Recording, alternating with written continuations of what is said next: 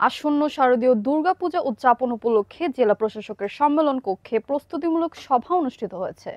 রবিবার 14 সেপ্টেম্বর জেলা প্রশাসকের সম্মেলন কক্ষে অনুষ্ঠিত আইন শৃঙ্খলা কমিটির সভায় সভাপতিত্ব করেন জেলা প্রশাসক এবিএম ইফতেখারুল ইসলাম খন্দকার।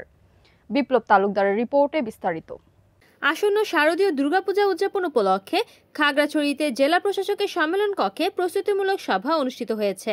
রবিবার 14 সেপ্টেম্বর জেলা প্রশাসনের সম্মেলন কক্ষে অনুষ্ঠিত আইন শৃঙ্খলা কমিটির সভায় সভাপতিত্ব করেন জেলা প্রশাসক এবিএম ইফতেখারুল ইসলাম খন্দকার। অন্যান্যদের মধ্যে উপস্থিত ছিলেন Khagrachari police super Mohammad Arifin Jewel, Khagrachari region কমান্ডারের প্রতিনিধি জিটুআই মেজর কাজী মোস্তফা আরিফিন সহ বিভিন্ন আইন শৃঙ্খলা বাহিনী ও সামাজিক রাজনৈতিক নেতৃবৃন্দ উপস্থিত ছিলেন। সভায় আসন্ন দুর্গাপূজা ও জেলার আইন শৃঙ্খলার সার্বিক বিষয়ে আলোচনা করা হয়।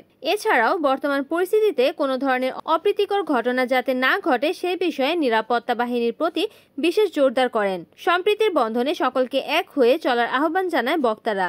এছাড়াও উপস্থিত ছিলেন আসন্ন শারদীয় দুর্গাপূজা উদযাপন পরিষদের সকল কমিটির নেতৃবৃন্দ। রিপোর্ট করেছেন খাগড়াছড়ির প্রতিনিধি বিপ্লব তালুকদার, এনএন টিভি।